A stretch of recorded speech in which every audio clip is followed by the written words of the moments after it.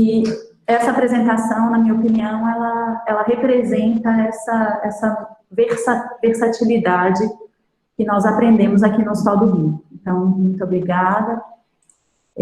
Nos próximos slides, eu vou apresentar os resultados da vida real e eu gostaria da participação de todos para enriquecer essa apresentação. Primeiro, eu escolhi essa imagem de propósito, porque quando se pensa em cuidado ao paciente, sempre pelo menos para mim, o toque, o contato é uma coisa que é fundamental.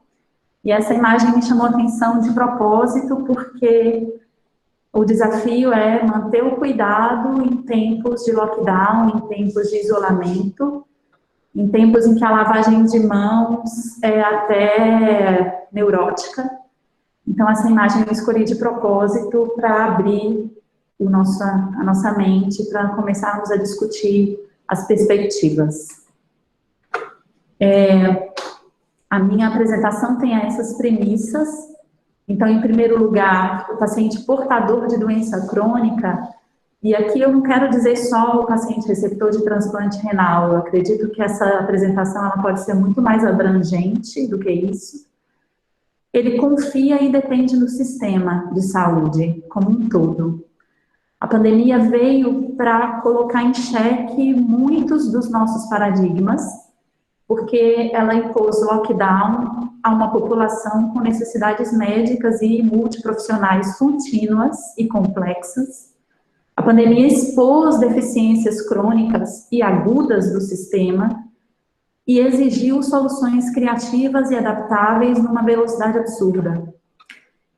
E, por fim, vou mostrar os resultados do nosso trabalho e trazer algumas perspectivas locais, que, ao meu ponto de ver, passam por restabelecer prioridades e otimizar recursos, e perspectivas sistêmicas, que, ao meu ver, passam por integrar todos os níveis de assistência ao paciente, seja ele SUS, seja ele de plano privado.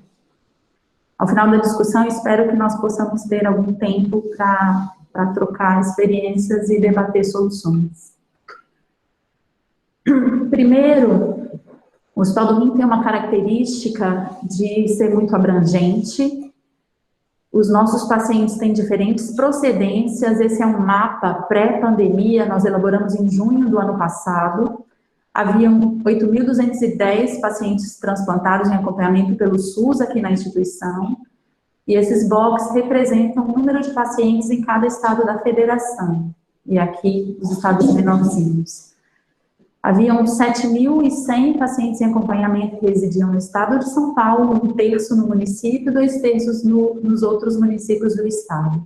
Então, o Hospital do Rio é um grande laboratório abrangente de todo o território nacional em termos do cuidado ao paciente transplantado. Além disso, os nossos pacientes, eles são transplantados, mas eles são muito complexos. Vejam, 13% dessa população de 8.200 tinha mais que 60 anos, mais de 200 transplantados são crianças, não é uma comorbidade, é uma alegria ser criança, mas mais de 200 crianças em acompanhamento, 15% diabéticos, 16% tem tabagismo e 10% algum tipo de doença cardíaca. Então, essas pessoas demandam cuidado complexo de todos os níveis de assistência em modo contínuo. E por muito tempo, essa é uma análise publicada em 2017, que demonstra a sobrevida do paciente com enxerto funcionante e analisou mais de 3.000 pessoas. Vejam vocês que ao final de 5 anos, 80% delas mantinham o segmento, vivos com enxerto funcionante, em 10 anos, 55% delas, e eu chamo a atenção para que após 20 anos de transplante, quase 150 pessoas estavam em acompanhamento conosco. Então, um paciente complexo é um paciente numeroso e que, felizmente, tem uma longa expectativa de vida. E é, obviamente, que eles funcionam como sentinelas da Covid. Esse é um mapa construído no dia 29 de abril, nós plotamos os pacientes residentes no município de São Paulo, representados aqui por essas bolinhas negras, sobre o mapa do município, e as cores, por ordem do mais claro ao mais escuro, representam os subdistritos mais acometidos em termos de número de óbito. E vejam vocês que os pacientes estão aleatoriamente distribuídos, mas se concentram em áreas perigosamente mais afetadas pela Covid.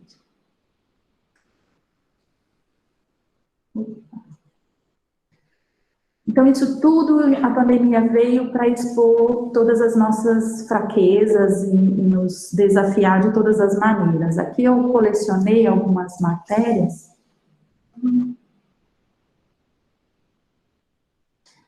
Brasileiras e estrangeiras, e, por exemplo, em maio, a imprensa leiga divulgava que havia reduzido o número de atendimentos médicos e crescido o número de mortes por outras doenças, inclusive óbitos em casa, sem assistência médica.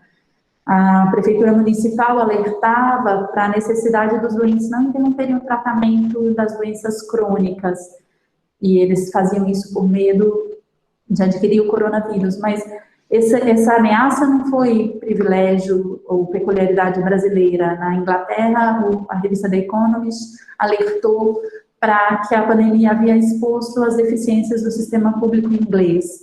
E nos Estados Unidos, o risco de que a luta contra o HIV ficasse enfraquecida pela pandemia mais atual, que era o coronavírus. Então, como garantir o cuidado em tempos de pandemia? Quando nós começamos o teleatendimento, foi no mesmo dia, 17 de março, que São Paulo registrou o primeiro óbito por coronavírus aqui no Brasil. E como garantir o cuidado no Hospital SUS, não orçamentado, até então, sem legislação para telemedicina, pelo menos até abril de 2020, com uma diversidade cultural e socioeconômica dos pacientes muito importante. Essa matéria do dia 14 de junho, relativamente atual, ela alertava para que era impossível se isolar numa casa de um cômodo com 15 pessoas dentro, e com acesso variável aos meios de comunicação, e além do acesso, com entendimento também igualmente variável. Então, nós precisamos criar soluções criativas e altamente adaptáveis, e essas foram as nossas ferramentas. O primeiro desafio foi a obtenção dos recursos humanos para criar essa equipe de atendimento. E a composição da equipe foi igualmente adaptável. Nós conseguimos uma equipe multiprofissional de pessoas altamente qualificadas, seja ela médicos, pessoal do administrativo, serviço social, comprou o desafio de uma forma incrível. E nós conseguimos criar a equipe, seja ela por uma situação de pessoas com fator de risco para má evolução da Covid, ou pessoas derivadas de ambulatórios que tinham redução do atendimento presencial. E foi muito rica essa composição.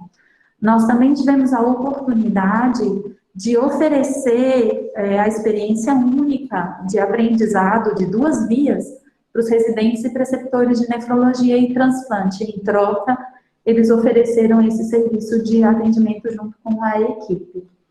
E um desafio foi o treinamento e a padronização de discurso. Essas pessoas vinham de diferentes postos de trabalho, tinham diferentes experiências, e foi muito rico aprender com todas elas essa nova maneira de se relacionar com o paciente.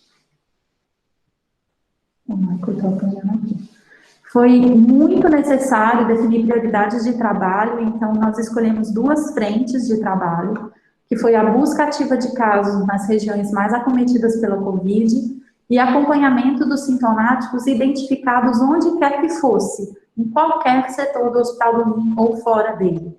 Seja por demanda espontânea, seja por procura dos prontos atendimentos, seja por identificação a partir dos colegas que trabalham em outros hospitais, seja no ambulatório ou na própria enfermaria.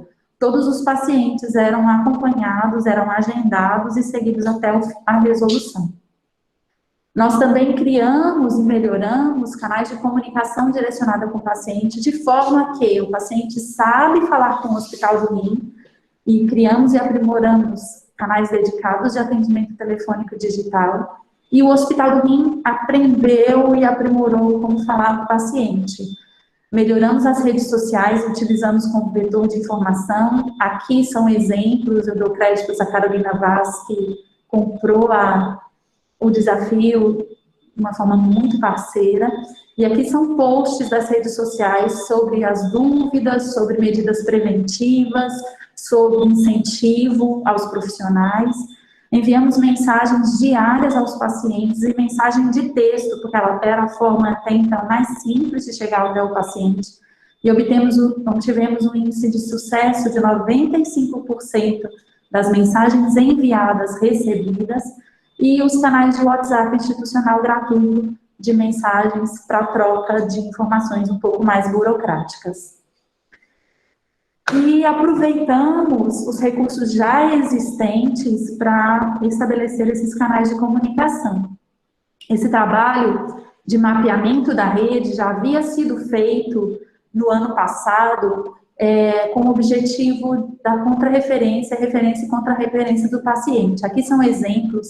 Então, a equipe do Serviço Social mapeou todos os serviços de saúde do Brasil todo, aqui são apenas exemplos, e, através disso, é possível fazer o contato com a UBS para o rastreamento do paciente, melhorar o sistema de referência e contrarreferência via plataforma CROSS, porque nós somos capazes de sugerir o hospital mais próximo da residência do paciente, quando nós sugerimos a transferência dele para outro centro, e o acompanhamento em conjunto com a equipe assistencial de onde o paciente estiver internado. Essa informação, desde o ano passado, é acessível ao prontuário eletrônico do paciente. Então, na primeira aba do prontuário, nós somos capazes de identificar toda a rede de saúde, inclusive a clínica de diálise de referência do interesse daquele paciente. E isso facilita muito o trabalho de referência e contra-referência. O Hospital do Rim sentiu a necessidade de melhorar a referência e a contra-referência do paciente, porque o paciente tem doença crônica, tem doença complexa, que necessita cuidado integral, e o Hospital do Rim, como hospital terciário, muitas vezes se tornava deficiente nesse objetivo. Então, aí, com o estabelecimento de parceria, seja com a UBS, seja com o hospital de referência mais próximo da casa do paciente, foi fundamental, no ano passado, pré-pandemia, para garantir o cuidado integral a ele. Aqui eu trago os resultados do ano passado, do trabalho que fazíamos pré-pandemia, que era a referência do paciente com intercorrências de saúde não relacionadas ao transplante para hospitais ou unidades de saúde mais próximas da casa dele, com complexidade mais adequada àquele problema.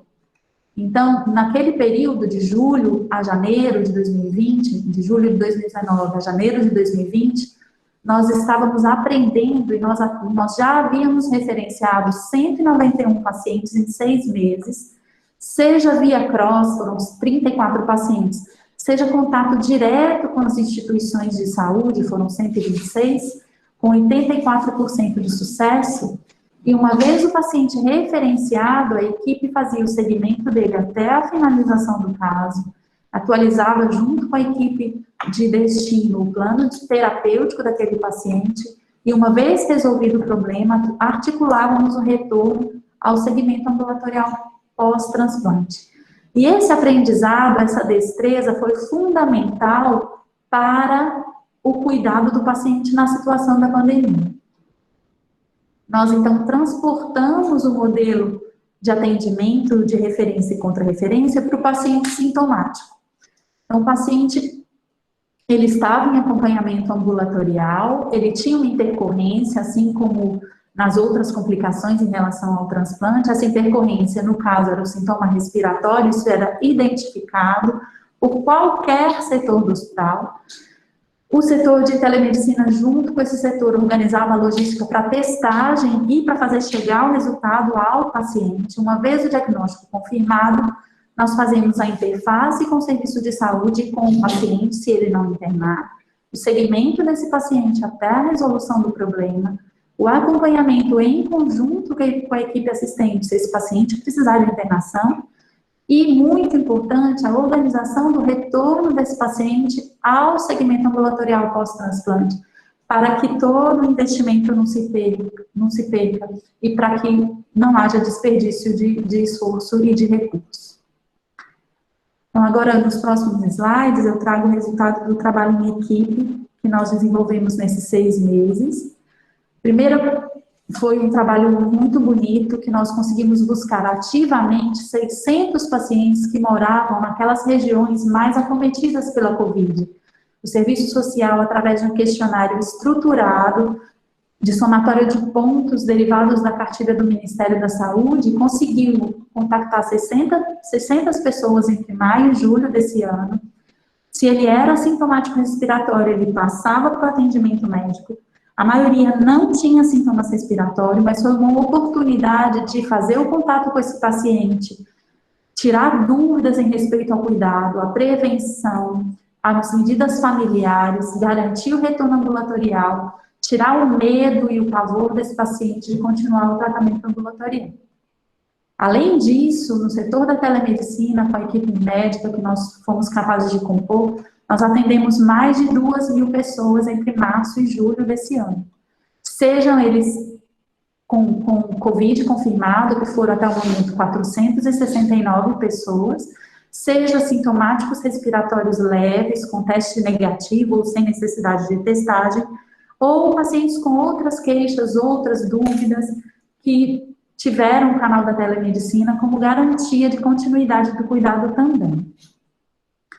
E acompanhamos, portanto, até o momento, 469 pacientes com Covid confirmada. Desses, 333 necessitaram internação, 146 aqui no Hospital São Paulo. Eu chamo a atenção para o trabalho incansável do Hospital São Paulo e para a parceria que nós conseguimos desenvolver com as equipes de UTI, enfermaria e pronto-socorro. 128 pacientes precisaram de internação em outros hospitais, e a interação com essas equipes foi fundamental para o sucesso do projeto do teleatendimento, e 59 pacientes se internaram aqui no Hospital do Rio.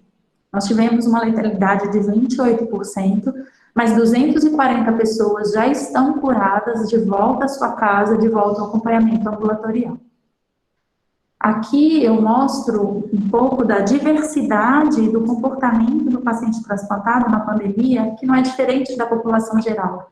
Então, em laranja, pelas semanas epidemiológicas, desde o primeiro caso, que foi dia 20 de março, a evolução aqui em laranja dos números de casos no interior de São Paulo, nós tivemos um pico aqui no final de maio, início de junho, agora nós estamos vendo uma redução gradual do número de casos. Em barras azuis com a linha de tendência igualmente azul, também uma redução do número de casos no município de São Paulo, e nas barras cinzas a flutuação dos casos nos outros estados, dada a diversidade geográfica da residência dos nossos pacientes. Graças às ações coordenadas e sequenciais de todos os setores do Hospital do Rio e também ao teleatendimento e a parceria que nós realizamos para referência e contra-referência dos pacientes com Covid, nós somos capazes de manter o programa de transplante, tanto em número quanto em resultados. Esse gráfico, ele mostra por semana epidemiológica, desde a primeira semana de janeiro, que é a semana 1, o número de transplantes nas barras realizados, seja com o doador falecido em laranja, o doador vivo em cinza, ao longo das semanas. Houve a decisão de interromper temporariamente o transplante com o doador vivo, por uma questão de segurança do paciente, com retomada gradual e muito bem pensada agora, atualmente. E vejam vocês que mesmo, aqui foi o primeiro caso do Hospital do Rio, dia 20 de março, e mesmo com o número de casos aumentando, nós somos capazes, através de todas as ações e todas as parcerias, de manter o mesmo número de transplantes e o mesmo resultado também. Então, em relação ao mesmo período do ano passado, foram realizados 443 versus 447 transplantes, uma sobrevida em curto prazo de 99% do paciente, 98% do enxerto. Não houve nenhum caso de transmissão do coronavírus derivada do doador. E esse sucesso, ele vem se mantendo graças às medidas de todos os setores do hospital. Então, por fim, na verdade, é para provocar a discussão, a minha intenção aqui é compartilhar o que eu aprendi nesse ano e meio de trabalho, entre aspas, fora da minha área de atuação, compartilhar algumas perspectivas, e aqui vem muito da minha opinião pessoal, e não se aplica somente ao transplante. Eu vejo o sistema de saúde e assistência ao doente crônico como uma coisa só, e nós podemos derivar o aprendizado aqui do Hospital do Rim a qualquer modelo de atenção ao doente crônico. Primeiro, eu acredito que a pandemia nos ensinou que o teleatendimento e os outros recursos de comunicação com o paciente podem aprimorar a assistência, e aqui eu dou alguns exemplos. Nós podemos melhorar a assistência utilizando o teleatendimento a, por exemplo, pacientes com dificuldade de adesão ao tratamento. O paciente tem dificuldade de chegar ao centro, mas agora o centro não tem mais dificuldade de chegar ao paciente. Basta desenvolver um plano, estabelecer a prioridade e desenvolver as estratégias. Um grupo muito delicado em todos os aspectos são as gestantes, e elas precisam de uma atenção muito especial. Elas têm maior risco de complicação, elas precisam ser acompanhadas mais de perto, mas até então nós trazíamos o desconforto e o risco do deslocamento até o centro. E agora nós podemos acrescentar e oferecer para elas nossa presença com conforto na casa dela enquanto ela está gestante, por exemplo. O paciente oncológico, na minha opinião, também é um grupo que pode se beneficiar desse novo modelo, um modelo misto, e enquanto ele está em tratamento quimioterápico, seja por interação com o próprio paciente ou com a equipe assistente, o centro transplantador, o centro de referência, pode se manter mais presente no tratamento, na programação terapêutica. E assim também os pacientes com doenças infecciosas complexas, por exemplo, o tratamento de tuberculose, o tratamento das infecções fúngicas, que são tratamentos prolongados, que o melhor é que seja mais próximo da residência, na atenção secundária, mesmo na atenção primária, e até o teleatendimento pode aproximar esses diversos setores. Um desafio, aqui eu falei com o Michael, que é um cutucão na tecnologia da informação, uma perspectiva local, mas um desafio interessante, é que nós aprendemos a olhar além da medicina, né? Então, nessa pandemia, o público leigo aprendeu a olhar artigos médicos, mas nós um pouquinho também aprendemos a olhar mapas geográficos, mapas epidemiológicos, mapas econômicos, planejamento estratégico, isso ficou um pouco mais familiar. Aqui eu trago, por exemplo, um mapa da região metropolitana com a vulnerabilidade social. Então, por que não a telemedicina, o teleatendimento, pensar em desenvolver ações dirigidas a grupos de pacientes com maior vulnerabilidade social e usar o recurso das ligações ou das redes sociais para chegar até essas pessoas? Teve um podcast da Folha de São Paulo que fala da cara da Covid, né? E a cara da Covid tem a ver com a vulnerabilidade social. E a pandemia, ao mesmo tempo que expôs essas deficiências, trouxe para a gente a possibilidade de utilizar esses recursos que já existem, essas áreas já estão mapeadas, já tem profissionais que estudam especificamente esses temas, então por que não trazê-los juntos para uma melhor assistência ao paciente? E ainda em nível local, eu imagino que o teleatendimento pode otimizar o projeto da descentralização. Por exemplo, aquele paciente que mora em Manaus e que precisa se deslocar ao centro para uma consulta de rotina, o teleatendimento pode melhorar a experiência desse paciente e promover uma menor necessidade de deslocamento. Além disso, as questões sensíveis à atenção básica podem ser resolvidas na atenção básica. Por exemplo, um paciente diabético que tem uma complicação relacionada ao pé diabético, uma ferida infectada, por exemplo, ele não precisaria vir ao Hospital do Rim para se tratar dessa doença. É possível e é previsto que essa complicação do pé diabético seja resolvida na atenção primária ou em um hospital de referência, com o suporte e a teleconsultoria da equipe de transplante ou da equipe de atenção terciária para as questões específicas do transplante. E esse paciente, ele é atendido onde é previsto que ele seja atendido. E os diferentes níveis de assistência exercem realmente o seu papel. Isso traria maior conforto ao paciente e à sua família, maior engajamento da família, porque na UBS, no Programa de Saúde da Família, existe um agente de saúde que é dedicado, que é conhecido, que consegue promover uma educação, uma conscientização, consegue visitar aquela família, consegue trazer aspectos de dúvidas do tratamento numa linguagem muito melhor do que o centro terciário. E, em última análise, pode trazer economia para o sistema de saúde, porque evita deslocamentos desnecessários, evita repetição de exames, repetição de investigações e faz o alinhamento com todo o sistema. Ainda do ponto de vista local, o que eu vejo de perspectiva e o que pode mudar com a pandemia é que nós podemos otimizar a frequentação do paciente aos ambulatórios.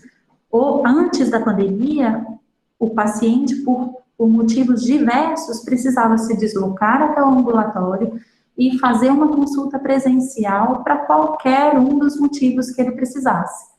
O teleatendimento, na minha opinião, pode acrescentar oportunidades de monitoramento desse paciente. Por exemplo, modificações pontuais da imunossupressão. Você não precisaria do exame físico naquele momento, o paciente não teria novas queixas naquele momento, então o teleatendimento e de repente até com equipe multiprofissional envolvendo, por exemplo, o farmacêutico, poderia acrescentar o cuidado do paciente sem a necessidade de ele vir ao ambulatório. Assim também, após fenômenos imunológicos ou após algum evento de interesse, após alguma internação, o acompanhamento mais próximo daquele paciente um pouco mais vulnerável. Isso não substitui uma consulta presencial, nós debatemos muito sobre isso. Isso não substitui uma consulta presencial com necessidade do exame, isso vem complementar o plano terapêutico daquele paciente. Além disso, isso aqui é um pouco mais complexo, mas como perspectiva, já que nós estamos falando de futuro, poderíamos formatar o teleatendimento para fornecimento daqueles laudos que já são padronizados, já são repetidos e já são frequentes na vida do nosso paciente que depende do sistema público. E assim também a renovação de receituários de uso contínuo que não tem modificação de dose, daquele paciente que não tem evento adverso, claro, com muito cuidado, com muita estratégia, mas isso tudo poderia diminuir a frequentação do paciente por motivos que não necessitam do contato, do exame físico, e abrir espaço para aquele paciente que realmente precisa estar no ambulatório na presença do multiprofissional. E aqui, sendo um pouquinho mais ambiciosa e sonhadora, como uma boa aquariana com ascendente em aquário, eu preciso viajar um pouco, mas a minha perspectiva pós-pandemia envolve um pouco mais de integração do sistema. A pandemia mostrou que o SUS conseguiu e consegue lidar com ameaças muito sérias, né? O Brasil, com toda a polêmica que nós vivemos, foi capaz de cuidar de milhões de pessoas de uma forma muito eficiente, na minha opinião. Mas existem uma multiplicidade de sistemas e uma redundância de sistemas que agora, após pandemia, talvez nós possamos solucionar. Por exemplo, unificar os registros do paciente SUS. Eu acredito que vocês sabem que um paciente pode ter 5, 6 cartões SUS. Isso significa 5, 6 cadastros diferentes. E quando ele precisa de um serviço de saúde, muitas vezes você não consegue localizá-lo no sistema porque aquele registro não é um registro que ele apresentou. Isso traz uma redundância, um desperdício, um retrabalho, que talvez agora, pós-pandemia, nós possamos aprimorar. Além disso, talvez seja o momento de pensarmos finalmente implantar o prontuário eletrônico em todos os níveis de assistência, para que quando o paciente diabético estiver na UBS, a UBS prontamente saiba que aquele paciente também é transplantado e é transplantado no Hospital do Rim, e essa comunicação fique mais eficiente. Também não é um devaneio, mas é um objetivo, assim, um pouco mais abstrato, eliminar o excesso de papel. Por exemplo, eu acredito que todos os que lidam com tratamentos de alto custo tenham esse impacto. Aqui no Hospital do Rim, para fazer o tratamento imunossupressor dessas 9.000 pessoas em acompanhamento, na verdade elas são 11.000, se juntar o SUS e os planos privados, são gastas mais de 2.000 toneladas de papel para confecção de laudos de liberação de medicamento especial. E não é só isso, esse papel, ele precisa ser armazenado nas farmácias de alto custo por tempo indeterminado. Ou seja, isso tudo consome algum galpão, algum lugar, algum aluguel, que onera o sistema por uma documentação que está no prontuário e que não é interligada e que não serve para fazer controle de estoque também. Além disso, eu acredito que seja importante implementar a estratégia da saúde da família em todas as UBSs. O agente de saúde é a pessoa que vive na comunidade, que é derivado da comunidade, conhece a realidade da comunidade e é capaz de traduzir a linguagem da assistência ao paciente e sua família.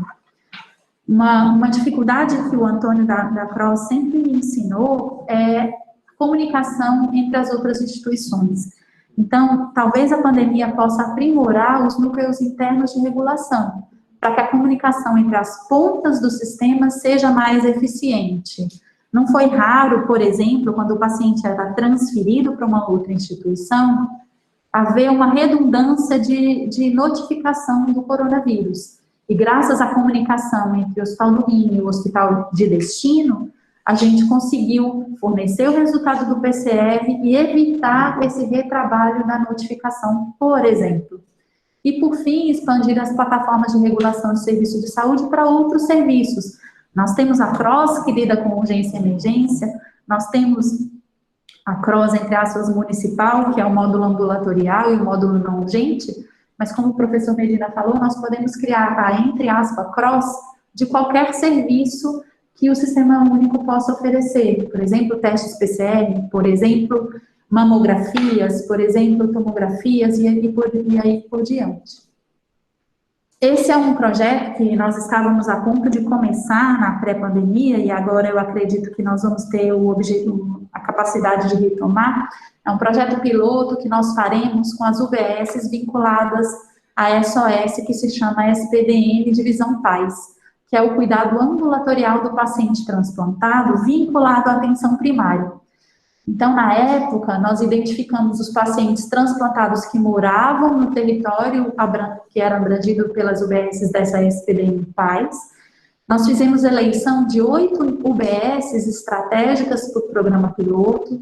Nós identificamos o perfil social e de saúde de cada um dos pacientes. Foram 37 pacientes eleitos para esse projeto piloto.